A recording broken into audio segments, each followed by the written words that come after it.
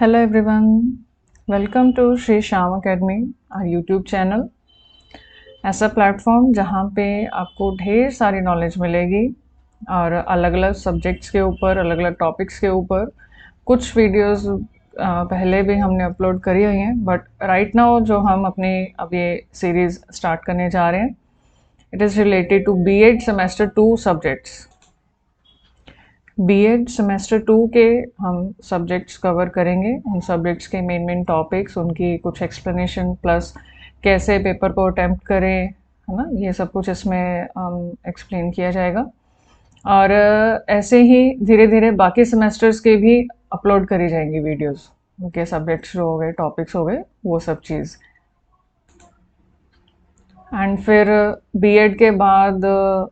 और भी फील्ड्स को टच करेंगे, है ना, तो वो चलो जैसे भी होगा धीरे धीरे सामने आती जाएंगी, जो भी वीडियोस होंगी, जो भी टॉपिक्स होंगे। तो आप सबसे रिक्वेस्ट है कि प्लीज़ इस चैनल को सब्सक्राइब करें, ठीक है, और बेल आइकन को भी टैप कर लें, है ना, ताकि आपके पास नोटिफिकेशन भी आती रहे जैसे कोई भी वीडियो अपलोड होती है। और अपने फ्रेंड्स और फैमिली बाकी सबके साथ भी ज़रूर शेयर करें, सो दैट नॉलेज बाकियों तक भी पहुंचे, क्योंकि नॉलेज को हम जितना शेयर करते हैं वो उतनी बढ़ती है ना। तो ठीक है जी, अब हम फिर अपनी वीडियो स्टार्ट करते हैं। हमारा जो पहला टॉपिक है, ठीक है, सब्जेक्ट हमने जो आज हम स्टार्ट कर रहे हैं, that is sociological perspective in education. पहले तो सब्जेक्ट के नेम से ही जैसे पता चल रहा है, सोशियोलॉजिकल पर्सपेक्टिव इन एजुकेशन, मतलब एजुकेशन के फील्ड में, ठीक है, उसको कैसे रिलेट किया जा रहा है सोशियोलॉजिकल पर्सपेक्टिव के साथ, या हम कहें कि सोशियोलॉजी के साथ,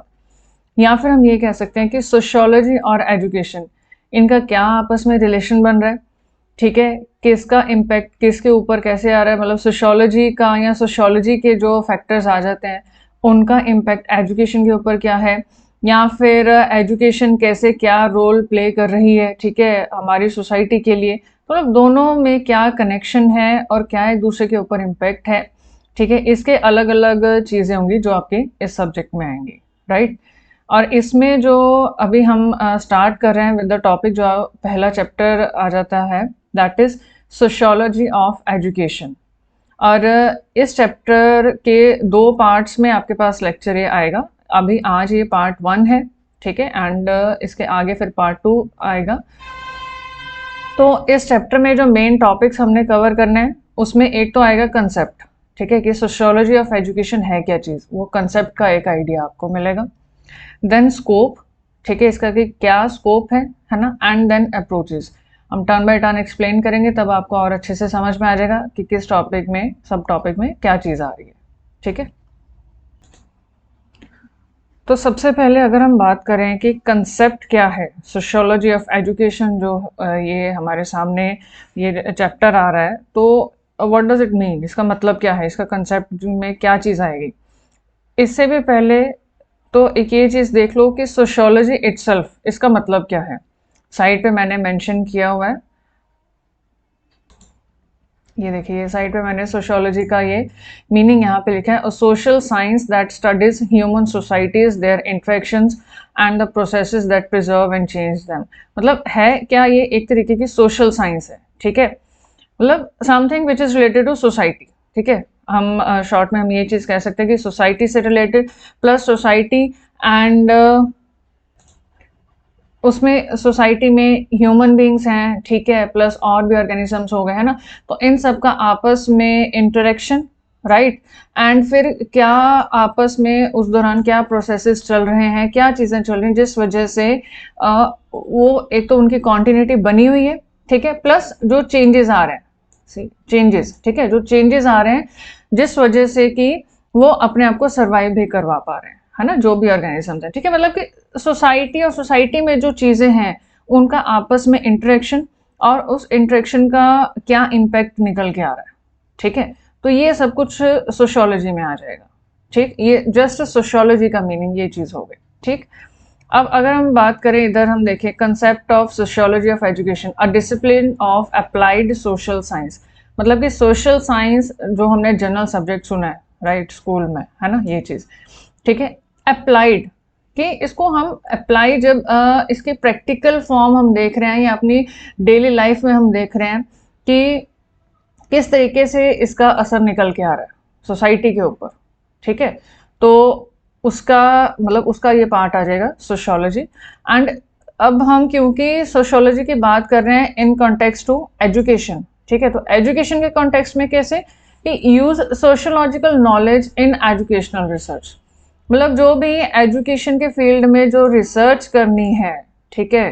देखो कोई भी फील्ड है, कोई भी टेक्नोलॉजी है, एनीथिंग, रिसर्च उसमें चलते जा रही है। नो डाउट हमारे पास बहुत सारी चीज़ें सामने निकल के भी आ गई हैं, ठीक है, बहुत सारी टेक्नोलॉजीज हमारे सामने आज की डेट में है, हम यूज़ भी करें, बट स्टिल रिसर्च चलते जा रही है, रिसर्च कभी नहीं रुकती है, ठीक है। जो चीज़ एक आ भी गई है हमारे सामने, उसके ऊपर आगे और रिसर्च चलती रहेगी, सो दैट उसमें कुछ और अमेंडमेंट हो सकती है, उसमें कुछ और हम बेटर निकाल सकते हैं, है ना। तो इसी तरीके से एजुकेशनल फील्ड में भी, एजुकेशन की फील्ड में भी एक सिस्टम हमारे पास है एजुकेशन का, ठीक है, बट उसमें और भी रिसर्च चल रही है ताकि हम उस सिस्टम को और बेटर बना सकें,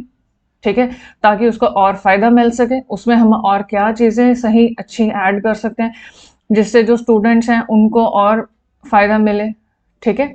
तो अब ये जो रिसर्च करनी है एजुकेशन के फील्ड में, इसमें सोशोलॉजिकल नॉलेज को यूज करना, ठीक है, मतलब कि सोसाइटी का पर्सपेक्टिव जो है वो इसके बीच में लेके आना। अब अगर एजुकेशन के फील्ड में देखो रिसर्च करनी है तो उसके भी बहुत सारे डायमेंशंस हो जाएंगे। टेक्नोलॉजी पॉइंट ऑफ व्यू से वो अलग होगा, ठीक है, कि हम क्या कुछ टेक्नोलॉजी और हम यूज़ करें। जैसे अब आज की डेट में अगर हम देखें तो हम ऑनलाइन कितना यूज़ कर रहे हैं, है ना, एजुकेशन के फील्ड में, ठीक है। तो इस तरीके से यहाँ फिर प्रोजेक्टर्स आ जाते हैं, ठीक है। इसके अलावा आपके स्मार्ट क्लासरूम्स हो गए, सो मैनी थिंग्स, राइट। तो वो एक अलग डायमेंशन हो गया एजुकेशन के फील्ड में ही, है ना। ऐसे ही इसके रिसर्च में अगर हम सोसाइटी की डायमेंशन एक लेके आ रहे हैं या फिर सोसाइटी का पर्सपेक्टिव लेके आ रहे हैं, ठीक है, सोसाइटी की या सोसाइटी में ह्यूमन बीइंग्स का कैसे इंटरेक्शन है एंड वो सारी जो भी चीज़ें हैं उनको हम यूज़ कर रहे हैं, उस नॉलेज को हम यूज़ कर रहे हैं एजुकेशन को और बेटर करने के लिए, ठीक है, और जो भी नेसेसरी अमेंडमेंट्स हैं वो करने के लिए, चेंजेस लाने के लिए। तो that is the using of sociological knowledge in educational research, ठीक है। तो वो चीज़ इसमें आ जाती है इस तरीके से, मतलब कि सोशियोलॉजी को एजुकेशन में लाया जा रहा है या फिर यूटिलाइज किया जा रहा है, ये हम कह सकते हैं, ठीक। Knowledge of education from social perspective, right, वही चीज़ होगी कि एजुकेशन की नॉलेज रखना, ठीक है, या गेन करना, या फिर वही कि उसमें रिसर्च करना, किस पर्सपेक्टिव या किस पॉइंट ऑफ व्यू से, सोशल, ठीक है, सोशल पर्सपेक्टिव से, सोसाइटी के पॉइंट ऑफ व्यू से, ठीक है। देखो ये मैंने यहाँ पे कीवर्ड्स या हम कहें कि कुछ की टर्म्स मेंशन करी हैं, इसको जब आपने आंसर लिखना है तो वो आप अपनी वर्डिंग में बना के प्रॉपर लिख सकते हो, ठीक है। कोई भी मैंने जैसे आपको स्टार्टिंग में बोला था कि आपको साथ में ये भी बताएंगे कि कैसे आंसर को अटेम्प्ट करना है, राइट। तो वही चीज़ हो गई कि जो भी कोई आंसर आप लिख रहे हो, कर रहे हो, उसमें की टर्म्स कुछ होती हैं हर एक टॉपिक में, हर एक आंसर में, वो की टर्म्स आप ध्यान में कर लो, जैसे कुछ मैंने यहाँ पे हाईलाइट करी हैं, ठीक है। तो वो की टर्म्स जो हैं वो आपने आंसर में ज़रूर मेंशन करनी है, ठीक है। बाकी वर्डिंग आप अपने हिसाब से बना सकते हैं एंड बढ़िया आपका अच्छे से आंसर लिखा जाएगा और आपको उस चीज़ की नॉलेज भी होगी, ठीक है। अब देखो ये भी सोशियोलॉजी ऑफ एजुकेशन जो कंसेप्ट है उसी में आगे ये चीज़ आ जाती है। ऑटवे जो कि एक सोशियोलॉजिस्ट रहे, तो वो कैसे देखते थे सोशियोलॉजी को, ठीक है, मतलब सोशियोलॉजी ऑफ एजुकेशन को अगर हम बेसिकली कहें। यहाँ पे एक तो ये ध्यान में रखना, जो मैंने ये SOE लिखा है, ये एक्चुअली सोशियोलॉजी ऑफ एजुकेशन को ही मैंने यहाँ पे शॉर्ट में करके लिख दिया, just for the notes. Exam में या आंसर लिखते हुए आपने इस तरीके से शॉर्ट में नहीं लिखना है, पूरा लिखोगे। तो वो कंसिडर करते थे इसको दैट ये एक सोशल स्टडी है, ठीक है, मतलब वही social study related to society, उसकी स्टडी सारी है ना, उसके अलग अलग पैरामीटर्स की स्टडी, लेकिन जो इसका मेथड है, मेथड साइंटिफिक है, ठीक है। तो उस हिसाब से अगर हम देखें, ये सोशल साइंस की एक ब्रांच माना गया, सोशियोलॉजी ऑफ एजुकेशन। ठीक है, अब इस चीज़ का मतलब क्या हुआ कि टॉपिक है सोशल स्टडी का, ठीक, बट मेथड साइंटिफिक है। What does it mean? Method scientific होने का मतलब है, देखो, साइंटिफिक मेथड अगर कहीं पे टर्म आए ना, तो इसका मतलब ये हो गया कि उस टॉपिक की या फिर उस पर्टिकुलर चीज़ की, ठीक है, एक पूरा प्रोसीजर चल रहा है उसको काम को करने का, ठीक है, उसको स्टडी करने का या फिर उसकी रिसर्च करने का, या मतलब उसके रिलेटेड जैसे भी, जैसे फॉर एग्जांपल उसमें सपोज कर लो पहले कोई प्रॉब्लम कोई इशू जो है वो चीज़ देखने की, क्या प्रॉब्लम क्या इशू आ रहा है ना, ठीक है, तो उसके रिलेटेड पूरा एक सर्वे होता है, ठीक। फिर उसके बाद देखना कि क्या कुछ हम इसमें मतलब सॉल्यूशंस किस तरीके से क्या लगाएंगे, वो पहले तो प्रॉब्लम्स इश्यूज को ही फिल्टर आउट करना सब, राइट। फिर उसके बाद क्या कुछ हम प्रोसीजर्स लगाएं, एंड आफ्टर दैट क्या कुछ हमारे पास ऑब्जर्वेशंस निकल के आ रही है, कुछ ऑब्जर्वेशंस होगा जो एक्सेप्ट होंगी, ठीक है, ठीक, मतलब कि चलो जिनको हम आगे कैरी ऑन करते हैं, एंड फर्दर हो सकता है कि हमें मतलब उस प्रॉब्लम को हम सॉल्व कर पाए। कुछ ऑब्जर्वेशंस होगी जो हम रिजेक्ट करेंगे कि नहीं, अगर हमने ये चीज़ ऐसे अडॉप्ट करी तो हमारी प्रॉब्लम का जो सॉल्यूशन है वो नहीं निकल रहा है, ठीक है, तो हमें इस पॉइंट को रिजेक्ट करना पड़ेगा। मतलब कि एक पूरा प्रॉपर प्रोसीजर चलता है, ठीक है। तो वो जो प्रॉपर प्रोसीजर जो होता है ना, वो साइंटिफिक मेथड ही कहलाता है, ठीक है, क्योंकि अकॉर्डिंग टू साइंस क्या है कि जब भी कोई रिसर्च करनी है तो ये नहीं है कि हम रैंडमली उठे और कोई भी टॉपिक माइंड में आया तो उसके बारे में हम कुछ भी मतलब सोचने लग गए एंड लिखने लग गए, नहीं, इस तरीके से नहीं होता है। अगर कुछ भी टॉपिक पे रिसर्च करनी है तो पहले उसके बारे में सर्वे करना पड़ता है, उसके रिलेटेड जो चीज़ें हैं उनके बारे में नॉलेज इकट्ठी करनी पड़ती है, ठीक है, फिर उसमें से आगे प्रोसीजर कैरी ऑन होता है सारा, ठीक है। तो इस तरीके से उन्होंने इसको माना सोशियोलॉजी ऑफ एजुकेशन को कि ये एक सोशल साइंस की ब्रांच है। क्यों? क्योंकि इसका मेथड साइंटिफिक मेथड चल रहा है। वही हमने पीछे किया ना कि एजुकेशन के फील्ड में रिसर्च करनी है, ठीक है, लेकिन जो सोसाइटी का जो पर्सपेक्टिव है उसको ध्यान में रखते हुए, ठीक है, तो वो फिर एक प्रॉपर मेथड चलेगा, साइंटिफिक मेथड चलेगा, ठीक है। तो अब मतलब उनके हिसाब से क्या था कि इसमें एजुकेशनल मतलब एजुकेशन की ये सब चीज़ों को, एम्स, मेथड्स, इंस्टीट्यूशंस, एडमिनिस्ट्रेशन, करिकुला, है ना, इन सब चीज़ों को रिलेट किया था इधर। अब सबसे पहले अगर हम देखें एजुकेशनल एम्स, ठीक है, कि एजुकेशन के क्या कुछ एम है ना, हम बच्चों को प्रोवाइड कर रहे हैं एजुकेशन, तो उसका एम क्या है, ठीक है, उसका एम है कि बच्चों की लाइफ बेटर बने। ये एक बहुत ही ब्रॉड टर्म होगी, मेरा ये कहना कि ये उनकी लाइफ बेटर बने। Life better in terms of what? In terms of their finance, ठीक है, in terms of their personality, right, in terms of their mental wellbeing, in terms of their emotional wellbeing, and there are so many points, right. तो ये सब AIIMS हो गए, ठीक है। Then methods. अब मेथड्स का मतलब कि क्या कुछ मेथड्स हम अपना रहे हैं, ठीक है, टीचिंग के क्या कुछ मेथड्स अपनाए जा रहे हैं, टीचिंग और लर्निंग के, है ना, तो वो सब चीज़ें, ठीक है। इंस्टीट्यूशंस, किस किस तरीके के इंस्टीट्यूशंस हैं, ठीक है, जैसे स्कूल में भी, अब स्कूल में भी कैटेगरी हो जाती है ना, प्राइमरी लेवल हो गया, मिडल हो गया, हायर, सीनियर सेकेंडरी, इस तरीके से, राइट, एंड देन कॉलेज हो गया, यूनिवर्सिटीज हो गई, ठीक है, उसके अलावा और कुछ इंस्टीट्यूशंस आ जाते हैं, ठीक। तो वो सब चीज़ें, एडमिनिस्ट्रेशन, कि एक एडमिनिस्ट्रेशन किस तरीके की चल रही है ना, मतलब जो इन सब चीज़ों को देख रहे हैं, मैनेज कर रहे हैं, बना रहे हैं, तो वो किस तरीके से हैंडल कर रहे हैं, ठीक है, अभी तक कैसे किया है और आगे के लिए क्या प्लानिंग्स हैं, जो प्लानिंग्स हैं उनको कैसे वो इम्प्लीमेंट कर रहे हैं, ठीक है, जो कुछ अगर करेक्शंस करनी है तो वो किस तरीके से, मतलब सारे एडमिनिस्ट्रेशन किस तरीके से, तो वो इसमें आ जाएगा। एंड करिकुला, करिकुला कि क्या कुछ सब्जेक्ट्स एंड उनमें आगे क्या कुछ सिलेबस, ठीक है, तो एजुकेशन का ही, है ना। तो इन सब चीज़ों को रिलेट किया किसके साथ? इकोनॉमिक, पॉलिटिकल, रिलीजियस, सोशल और कल्चरल फोर्सेस, ठीक है, of society in which they function. मतलब सोसाइटी की जो भी इकोनॉमिक फोर्सेस हैं, ठीक है, या फिर पॉलिटिकल फोर्सेस हो गई, रिलीजियस हो गई, सोशल हो गई, कल्चरल हो गई, है ना, कि ये सब फैक्टर्स जो हैं सोसाइटी के,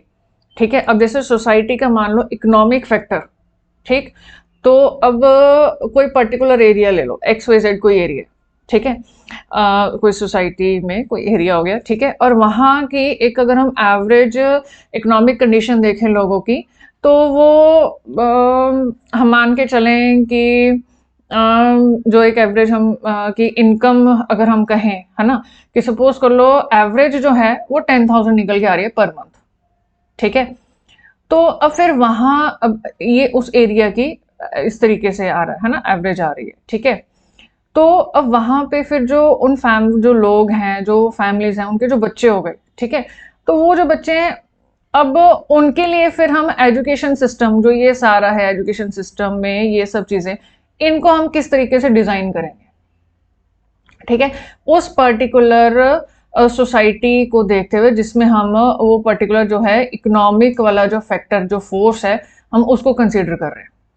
ठीक है। तो किस तरीके से हम ये सब फैक्टर, ये चीजें जो हैं, ये फैक्टर्स जो हैं, ये इकोनॉमिक के साथ रिलेट करते हुए किसी एक पर्टिकुलर सोसाइटी के,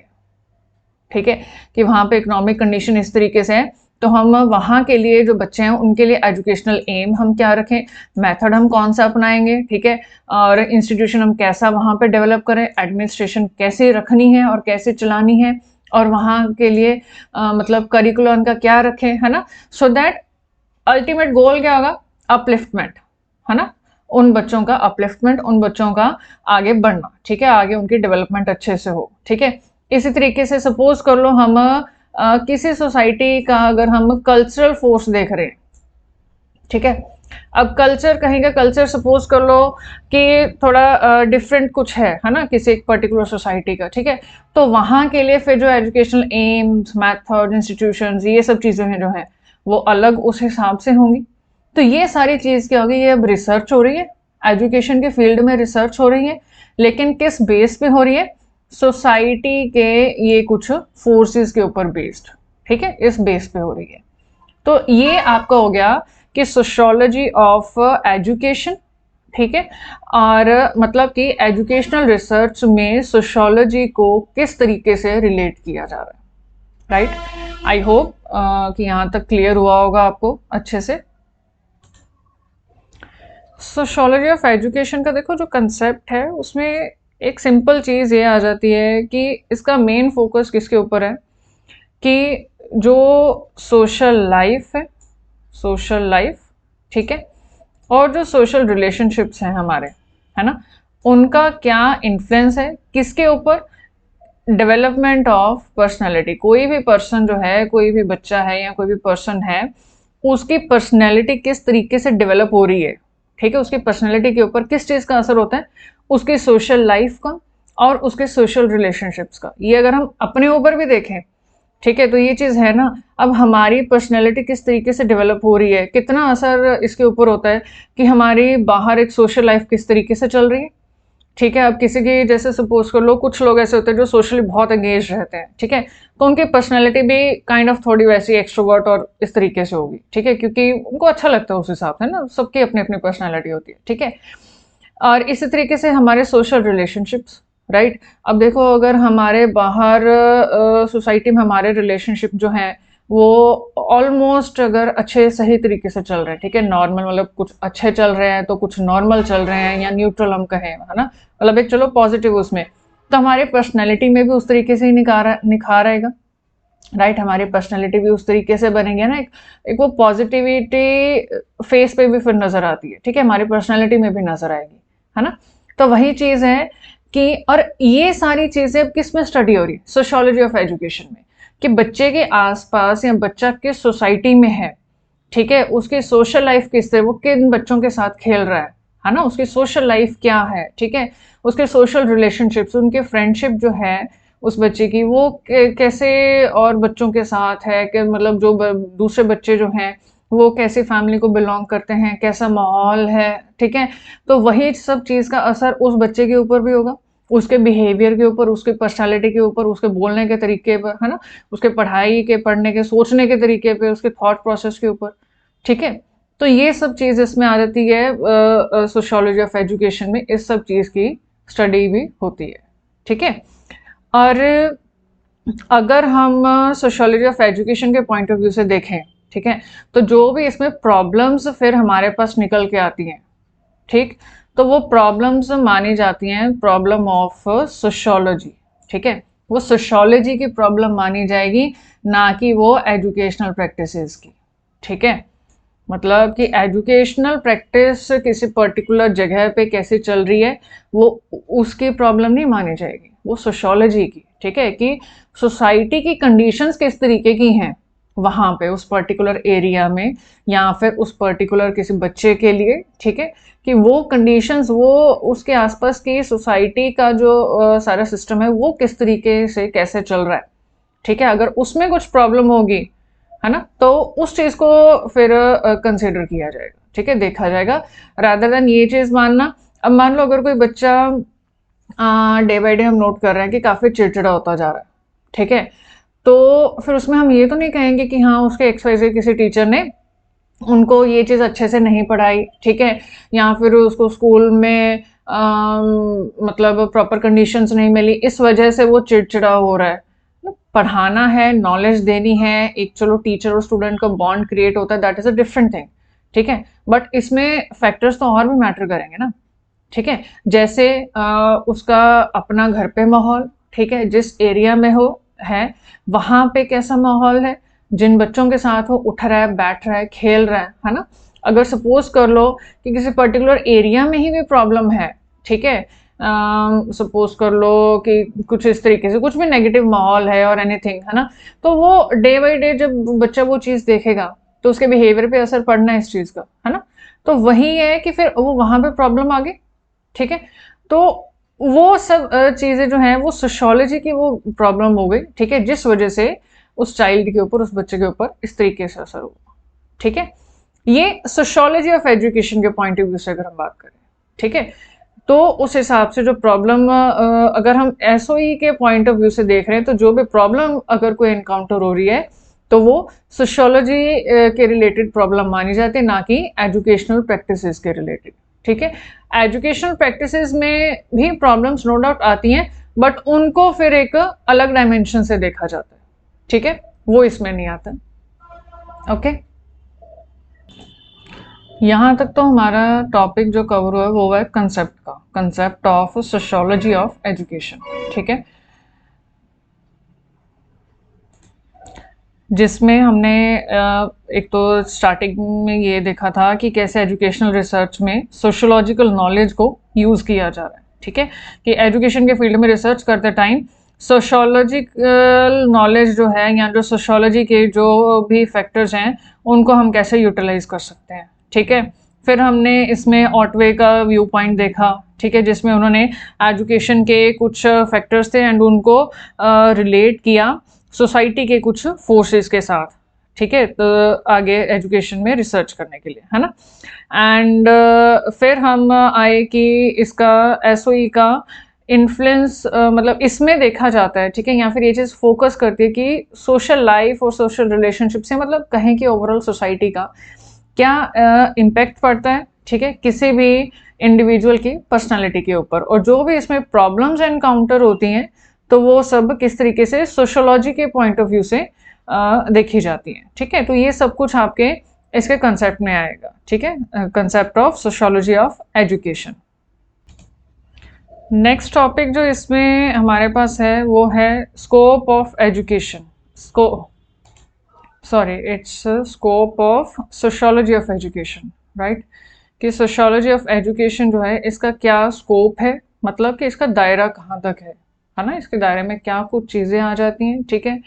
क्या कुछ इसमें हम एक तरीके से कह सकते हैं कि किन चीज़ों को और देखा जा सकता है, कहाँ तक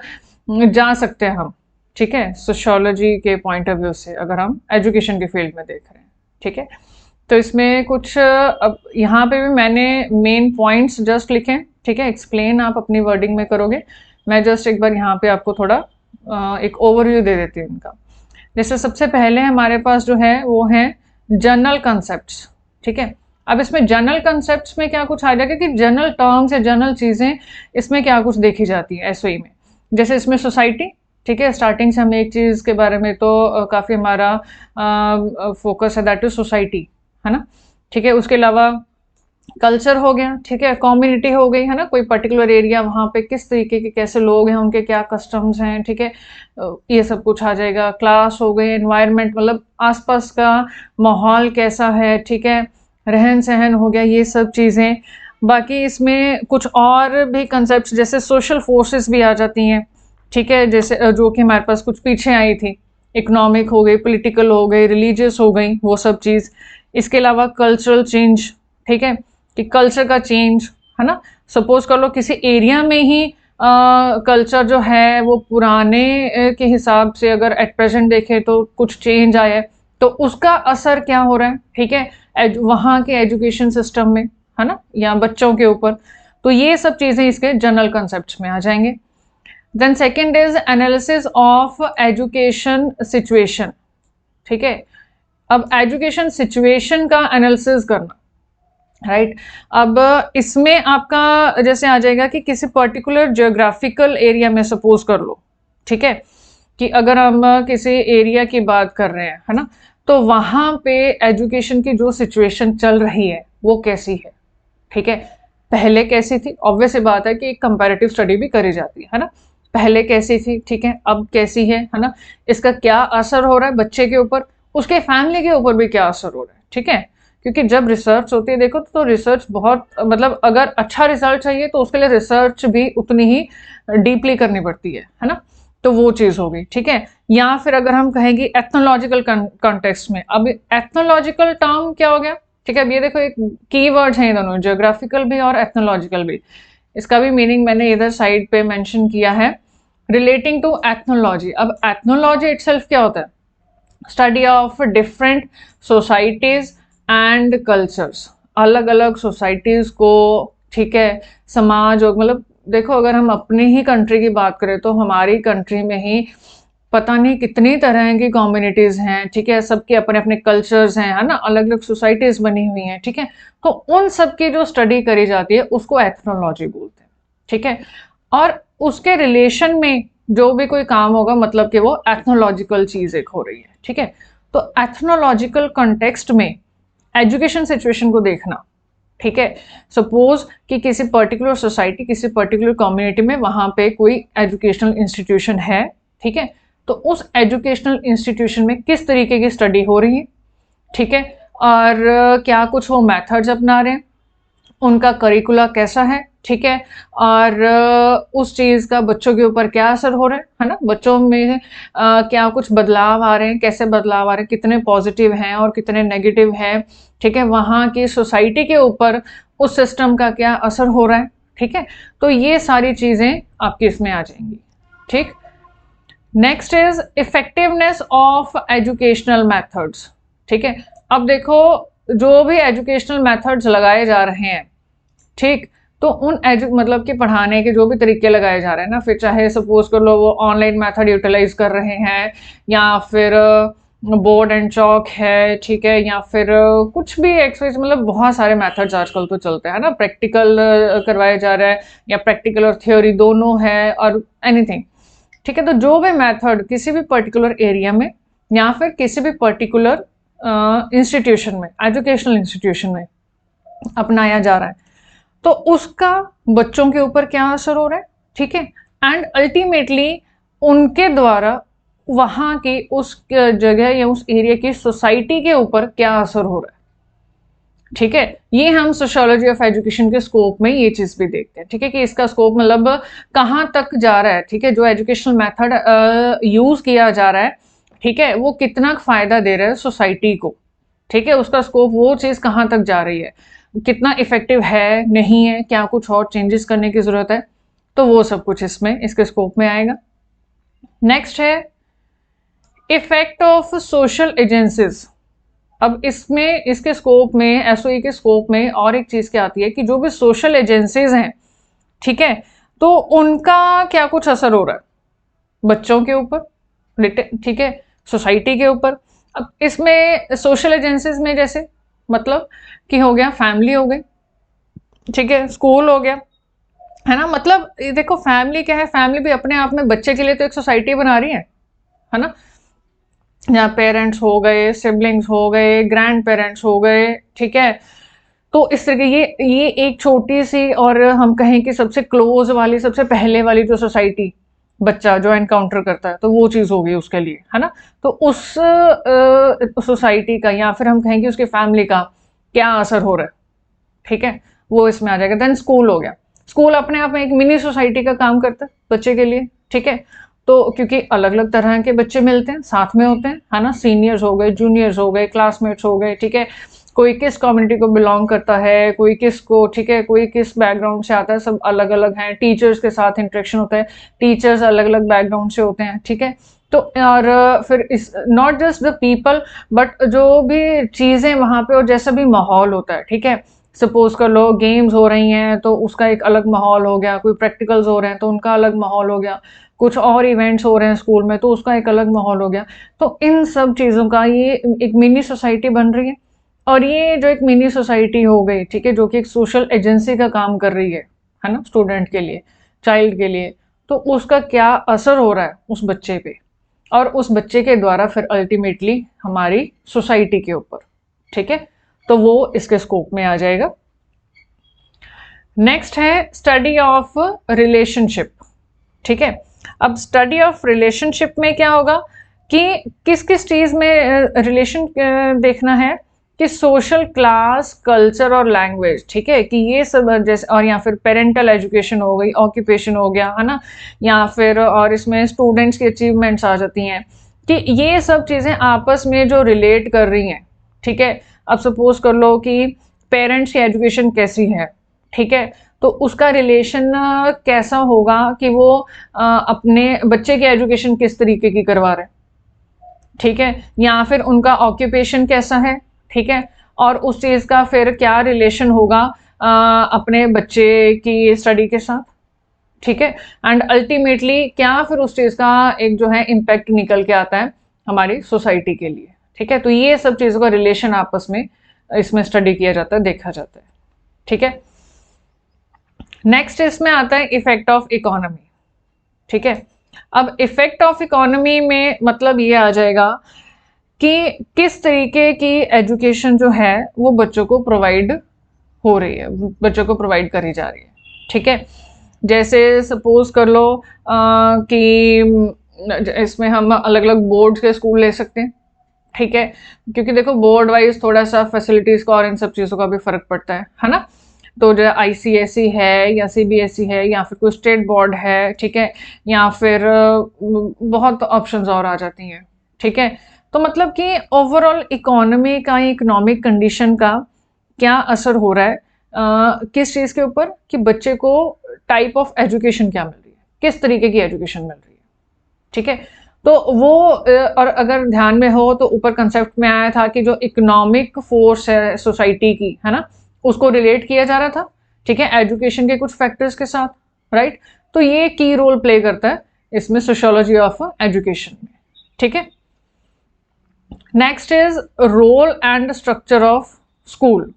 ठीक है। अब role and structure of school मतलब कि स्कूल का क्या रोल, ठीक है, क्या भूमिका है, और उसका ओवरऑल स्ट्रक्चर, ठीक है, मतलब कि स्कूल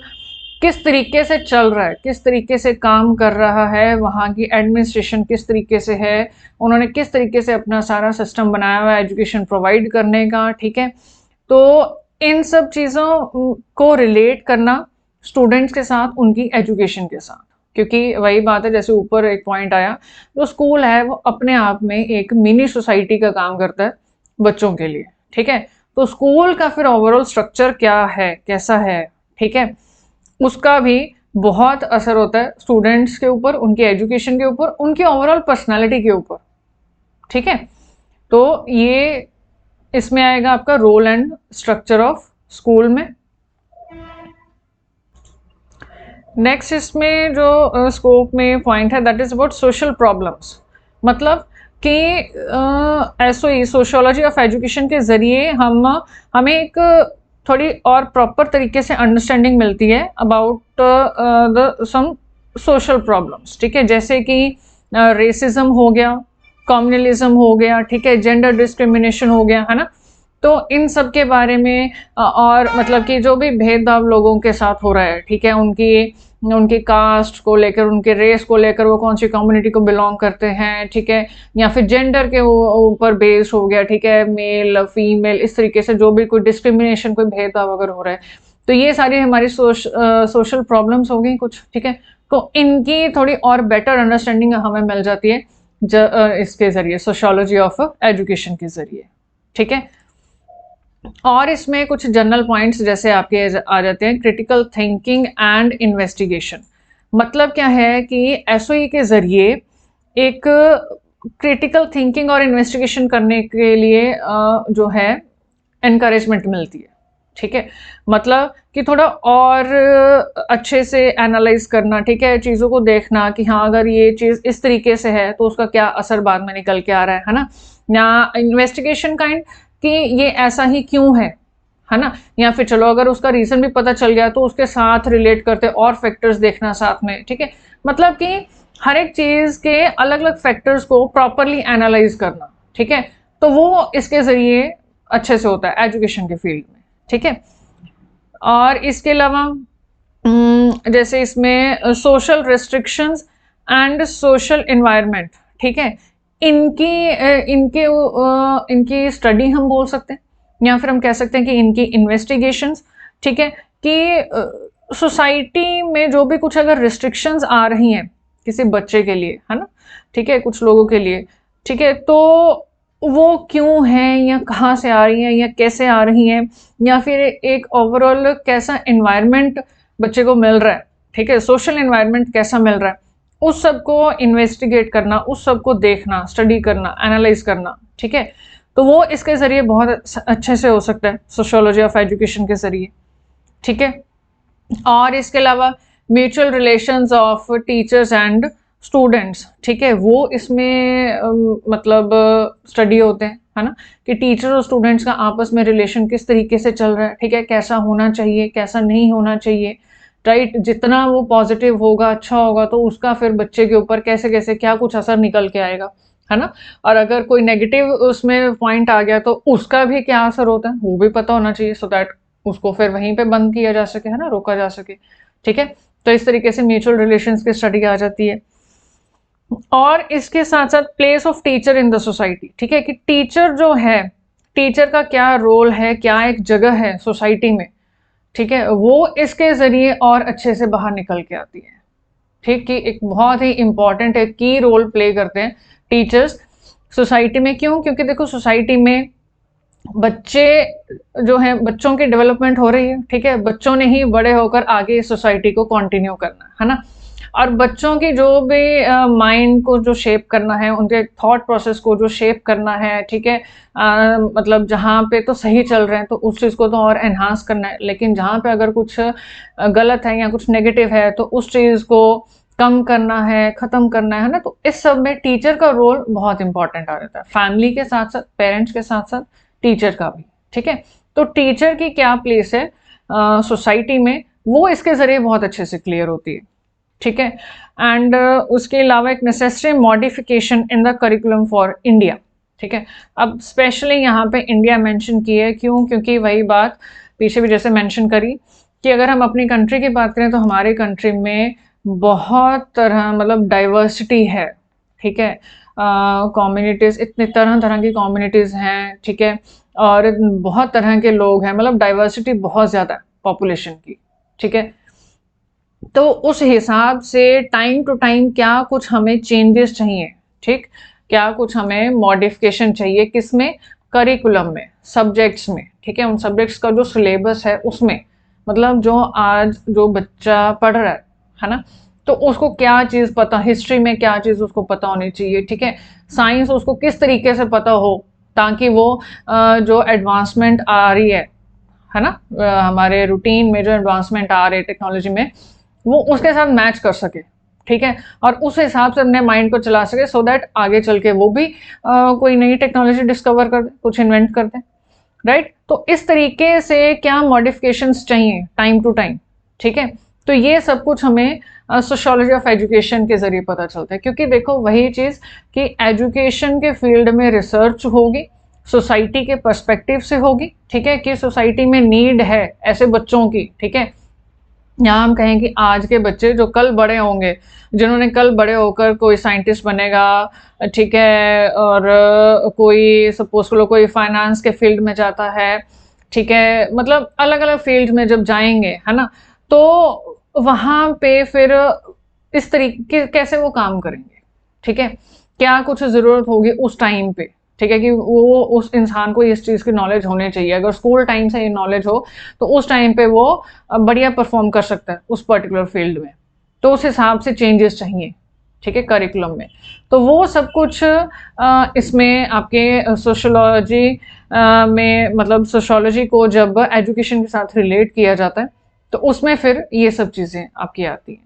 ठीक है। तो ये कुछ जैसे यहाँ पे देखो 13 पॉइंट्स मेंशन किए हैं scope of sociology of education में, ठीक है। इसमें से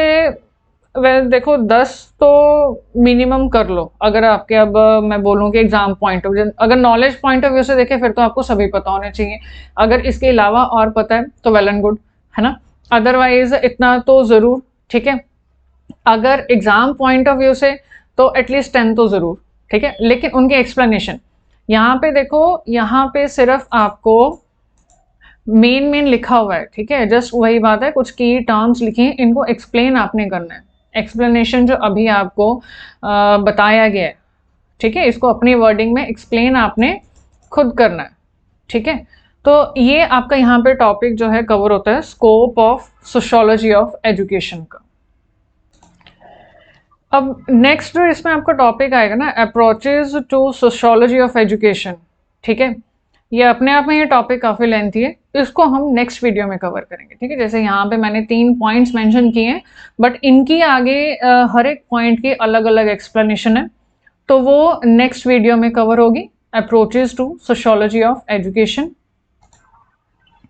नेक्स्ट वीडियो में आपके पास जैसे functionalism, structural approach, conflict theory approach और इंट्रैक्शनिज्म अप्रोच, ये तीनों जो हैं और इनके सब पार्ट्स, वो आपको जो ये सारे मिलके बनाते हैं approaches to sociology of education, ये हम नेक्स्ट वीडियो में कवर करेंगे, ठीक है जी।